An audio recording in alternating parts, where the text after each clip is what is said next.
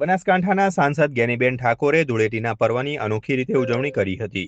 રંગોના બદલે તેઓ બાબર ખાતેની હોસ્ટેલના ખેતરમાં દાતરડું લઈને ઘઉં વાઢવા પહોંચ્યા હતા. આ ઘટનાનો વિડીયો સોશિયલ મીડિયા પર વાયરલ થયો છે.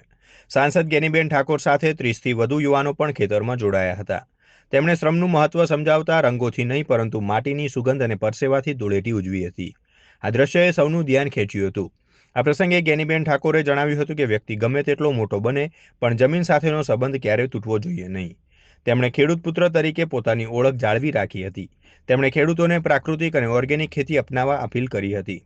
સાથે જ તેમણે સરકાર સમક્ષ માંગ કરી હતી કે ઓર્ગેનિક પાક અલગ ખરીદી વ્યવસ્થા ઊભી કરવામાં આવે અને રાજ્ય સરકાર તરફથી યોગ્ય ભાવ મળે જેથી ખેડૂતોને પણ પ્રોત્સાહન મળી રહે.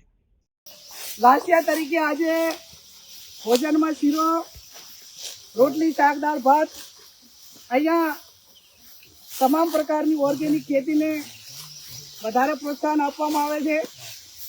વર્તમાન સમયમાં ઘણા યુરિયા ખાતર, ડીએપી અને રાસાયણિકના કારણે જે કેન્સરના રોગોમાં વધારો થઈ રહ્યો છે અને આપણા માનવ જાત માટે સૌથી ચિંતાનો વિષય બની રહ્યો છે.